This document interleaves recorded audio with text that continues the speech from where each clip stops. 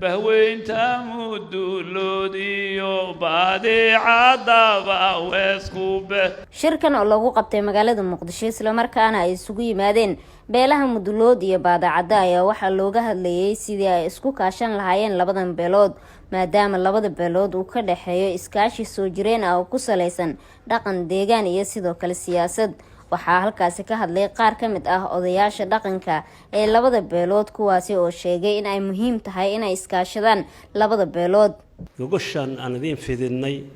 oo walaalihiina baadacada wabarka oo noo fidiyay khayr Allah siiya iyo walaalahayni mudulood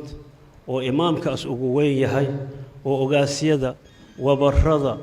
akhyaarta nabadoonnada kulli ay soo ajiibeen qaybsano inaan wada tashano inaan wada hadalno in hadii Ilaahay ku rooyahay saasaan rabnaa. tan kale waxaan naga dhaxeeyay xiriir wanaagsan oo soo jireen oo qurux badan oo wanaag badan naga dhaxeeyay xiriirkaynina inuu sii kordho oo hadii Ilaahay gormid qiimo badan oo sharaf badan oo wanaag badan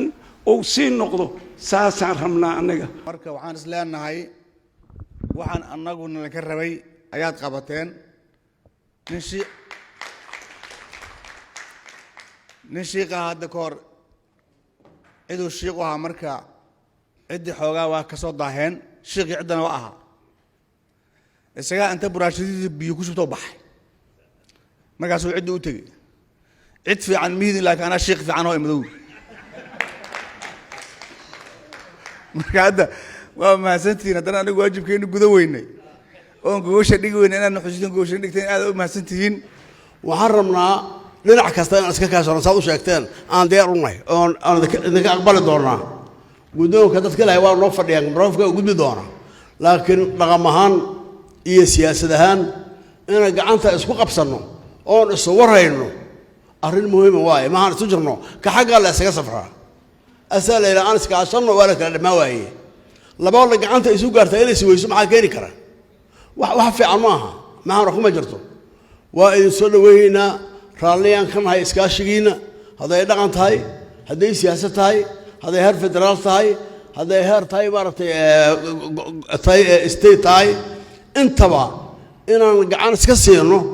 ayaan unaha diyaar. sidoo kale waxaa halkaasi ka hadlay oo khudbad ka jeediyay wabar maxamed wabar axmed wabar cabdi iyo sidoo kale imaam maxamed yuusuf waxaana ay sheegeen in labada beelood ay yihiin kuwo walaalo ah isla markaana iskaashan doonaan. hal midaan rabaa inaan meesha ka cadeeyo mudulood iyo baadacado kalama maqneen waa isla joogeen waana wada shaqaynayeen laakiin xoogaa farsamo xumo iyo isu helin la'aan yaro tabasho oo labada dhinacba waa iska jirta. waxaan rabnaa marka inay gogoshaani haddii tabashooyinkaasi ay jireen labada dhinacba ay ku baxaan